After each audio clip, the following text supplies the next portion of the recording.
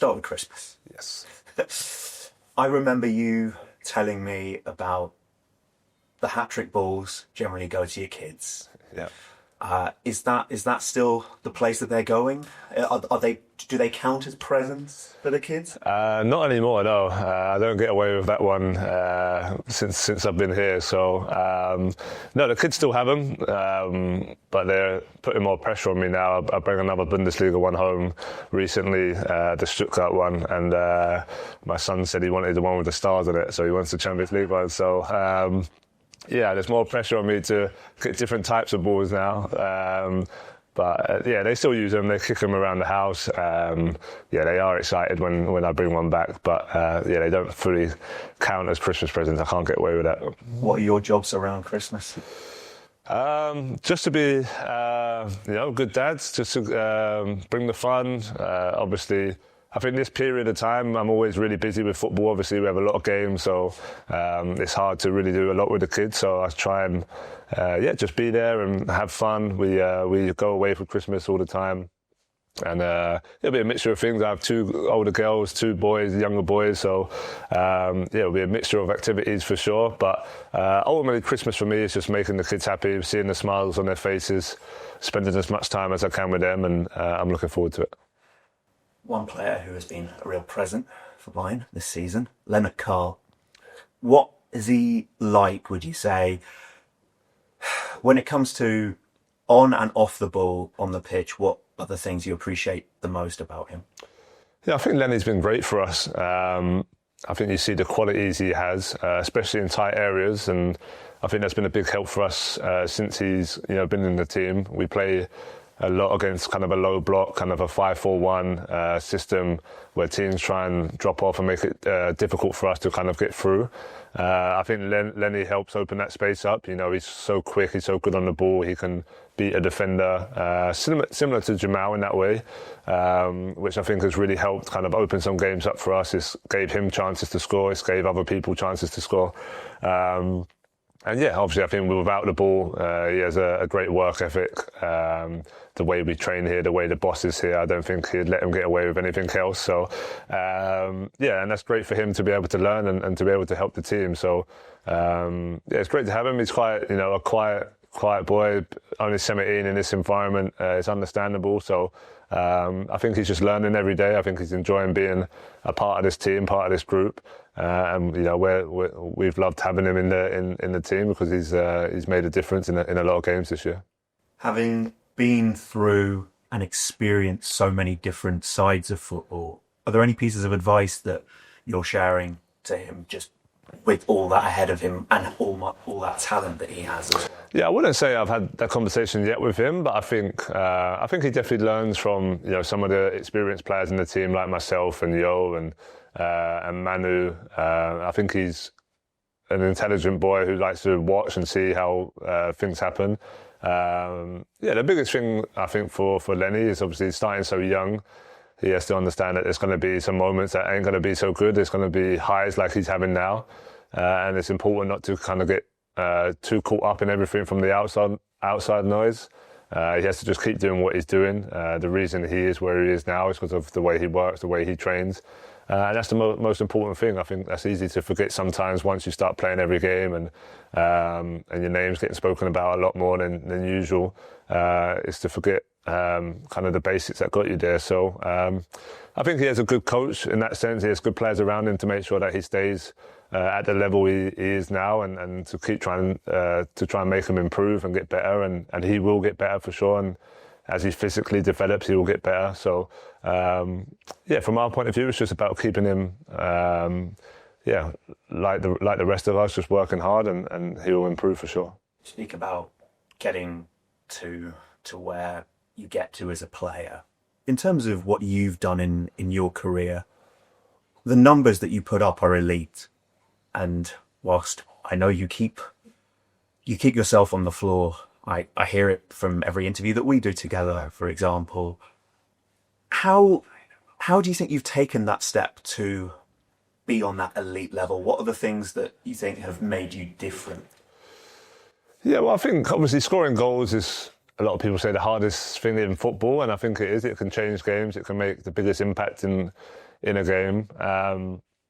For me, I think to be considered elite, you have to do it over a long period of time. I think when you look at all the greats, the sporting greats, across all sports, it's not just 2 or 3 seasons. It's 5 to 10 seasons, 15 seasons, where you're constantly playing at a level, no matter the situation, no matter the team you're in, you're able to kind of maintain those levels. So that's probably been the proudest thing for me, is that I've been able to do it over a long period of time, and feel like I can still do it for many more years to come as well. So like I touched on, this is my best start to a season in my career, and what am I, 12th maybe professional proper starting season in. So it shows that you can keep pushing the levels and keep improving year after year. But of course, I don't get carried away with it, but I'm proud of it, and it motivates me to do it for as long as possible. Sounds like you are aware of your numbers, though, season after season there, for that.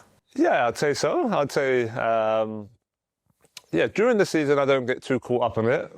Like, during the season, I'll try and give myself little targets from, like, if we have a block of games, for example, like in a short period of time, I'll try and get to a certain amount of goals in that period. But and then, I think yourself when you're playing well or not well, and when you're not playing well but still scoring, that's not going to last forever. You need to kind of improve in moments, and sometimes you're playing amazing and you're not scoring, so you don't get too down on it. There's highs and lows throughout any season.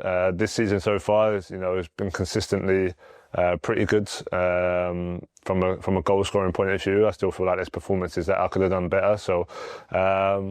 Ultimately, it's just about that, knowing kind of where you are more as a player rather than just the numbers, and that's what I'd like to look at. Which person in football has been most influential on your career, and why? Oh, it's hard to pick one person. I don't know. I think I'll go back to kind of my youth team days, and John McDermott, who was the head of academy back then, who's working with England, the England team now, the FA, and he was amazing for my development at that age. 13, 14, 15, 16 up to the youth team. I think without him in that role, I don't know if I'd be the player I am now. And then as I got older, Tim Sherwood gave me my first Premier League chance, and I was able to take that. And he's always believed in me. He's always, from reserves all the way until he got the job, he's always believed I could make it at the highest level. And then that takes me into Maurizio, and then Maurizio kind of developed me from there, and I feel like turned me into a different type of player. Physically made me a lot stronger. Made me understand what it's like to be a Premier League player, and but I could name so many. I've named obviously 3 there, but I look back through my whole career, and there's so many people at different moments who helped me. But there are a few that I think had a big impact for sure. At which point are you in your career, do you think? Good question. I feel like sometimes, am I 32 now? You get to an age where people just assume you're going to start slowing down and assume it's coming to an end. But the way I feel like I'm, in the prime of my career. I just touched on there about the numbers I'm putting up and physically how I feel. Even when I'm looking at the running data this season, I'm running as much as I've ever run before. And so it's hard to say. From the way I feel like I could play for many more years. I feel like I'm right in the prime of what I want to do, and hopefully that lasts for another few years or so. But as we know in football, things can change pretty quick, so we'll see. But right now, I feel really, really good. So we can put the NFL vision. That's still, many years away. That's not anytime soon. The Champions League. What did you take away from the campaign last season and into the way that you're approaching it now? Yeah, I think not finishing in the top 8, even though obviously PSG didn't finish in the top 8 and they still won the league. I think that was quite a big impact on our season. We had to play a lot of games in a short period of time and really The squad was, on its kind of last numbers at that moment with the injuries that we had. So I think that played a big role. So I think going into this year, we really wanted to make sure, that top 8 was a priority to avoid having the extra game. And then also, I just think the games in general, we had a lot of good games. The Leverkusen home and away knockout games were really, really good. Inter Milan, even though we lost at home, I felt like we had a really dominant performance and should have come out with a better result. And then obviously the disappointment away in the San Siro. But I think we took a lot of experience from it. The way we played in certain moments, I feel like we've improved. Looking back to the Barcelona away game, I feel like after that moment we improved a lot defensively without the ball, and we've kind of carried that into this year as well. Ultimately, the Champions League is really tough to win. You have to be at the highest level and then take your moments when they come, and that's what we're hoping to do this year. Yourself and the team seem to do well at conducting both sober analyses and keeping the receipts, I would say, of the big games that don't go your way. I think about Leverkusen, who seemed to have a run on you and then you turned it round. I think about PSG, the Club World Cup, and then you turned it round in the Champions League. Is Arsenal next on that list? Do you keep these receipts? Do you need that? Yeah, I think whenever there's a game that you lose, I think it makes you maybe analyse it a little bit more, and I think if you use it in the right way, it definitely makes you improve. I think the Arsenal game was a chance for, we'd won every game up until that moment, so we was in an amazing moment, and we knew we was going into a tough game against one of the best teams in Europe, and it didn't go our way. So I think then it makes you analyse certain little things and know that, okay, we're in November. We was in November at that stage. There's still 7 months of the season to go. There's a good chance we're probably going to play them again in the latter stages of the Champions League. So, what can we take from that? And I think you're right. I think we do learn from certain games like that. We have done since the boss has been here. I think he's really key in that aspect of analysing, and then the next time we plan it, helping motivate the players to have a different outcome. And look, whether we play Arsenal or not, again, we're going to play some of the best teams for sure. So it's important that we learn from those types of games. The World Cup with England, we grew up watching, I think, similar kinds of England teams, and it's fair to say that the England team that you've captained has reached things that the previous generation did not. Going into the next tournament, what's left, do you think, to achieve? How would you frame it? Yeah, I think we're at that stage now where I think only a win is going to satisfy ourselves and satisfy the country. I think we kind of felt that a little bit in the last Euros. We got to a final and there's still a lot of negative noise around us, and we knew that unless we won it, that noise was going to continue, and it did, and that's part and parcel of it. So yeah, we've kind of the success we've kind of been building from probably 2018, semi-final of the World Cup, and then final, quarter-final, final.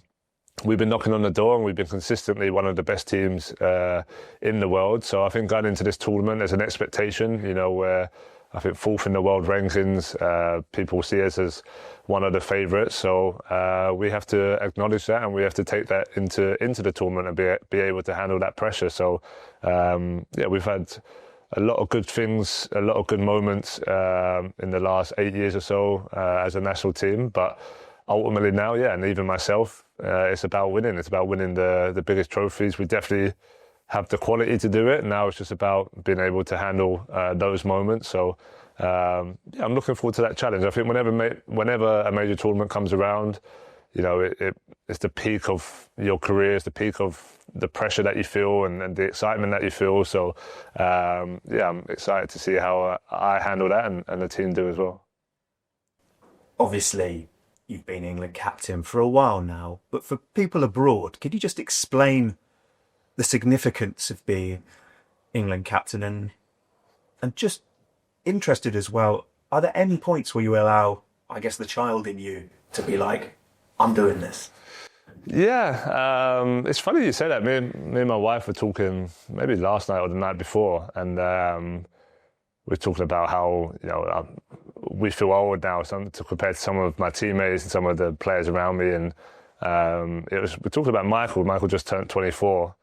And it was like, and I think I just got the captaincy when I was 24. And I think when you're in the moment, you don't realise sometimes how young you are. And that's what we were talking about. We were talking about starting a family. You know, we was 24 when we had our first child, and we realised it's actually really young when you look at some of our friends now and who are just starting to have families, etc. So, it's funny that you asked that, because we was only talking about that. And I think sometimes when you're in it, you don't realise what you're doing, essentially, and how young you are when you're doing it. But for me, it was always a dream, you know, to play for England. But to captain England was just kind of, I feel like the pinnacle of a career.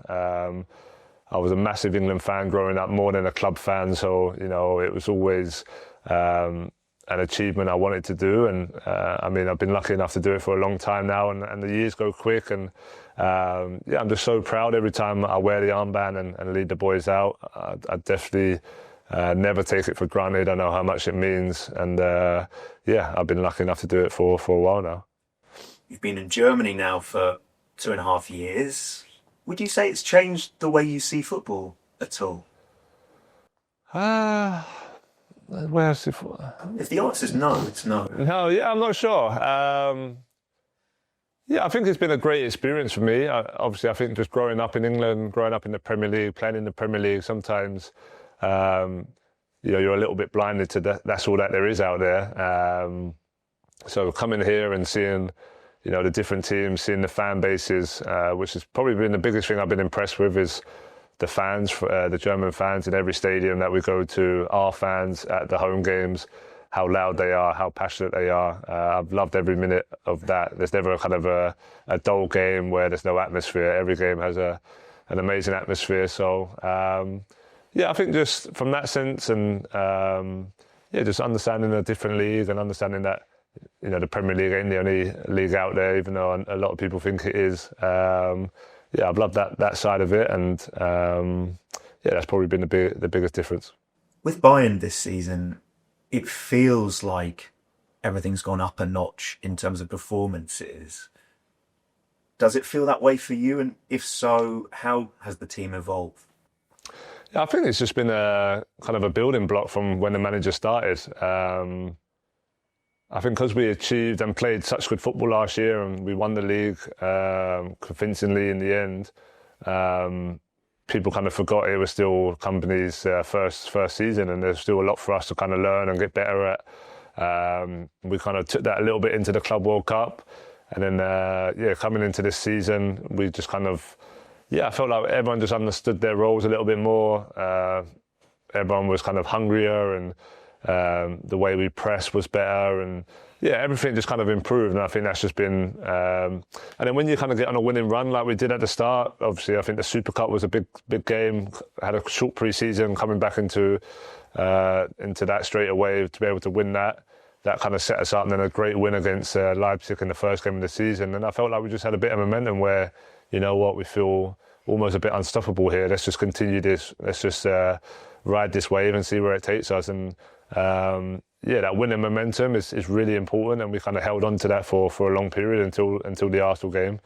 And then we just got to try and get that feeling back now. But I just think overall the team has just understood the coach's ideas a little bit more, and you're seeing that kind of as the months go by. Just finally, your position. Number 9 doesn't cover it. False 9 doesn't cover it. Do you want to give me an explanation? Yeah, I think, again, it's probably down to the system that we play, and then the way the coach likes to use kind of his 9-10. There's been games this year where, you know, you've seen me drop a lot deeper than usual. But I think just in general, even without the ball, the way we defend and the man-for-man style, sometimes you see me kind of have as a holding midfielder or a centre-back, and I think that's maybe made it seem maybe a bit more extreme than what it is. You know, there is a structure to what we do. But I just feel like for me personally, I'm really enjoying the role. I'm really enjoying having a kind of that freedom to be able to get on the ball a little bit more and not just be the number 9. So I wouldn't be able to say what the role is. You know, it's probably a new hybrid kind of role that we're seeing. But yeah, I'm loving it. I just feel like, you know, even defensively, I can help the team a lot in tackling and blocking and clearances, and you've seen a bit of that all season. And yeah, you'll see from now until the end of the season, there'll be certain games where it will happen a lot. You'll see me dropping deep, and there'll be other games where I'm a little bit higher. And like I've touched on, that depends a little bit on who the other attacking midfielder is as well. So yeah, we'll see how that evolves from now to the rest of the season. Harry, thank you. Thank you.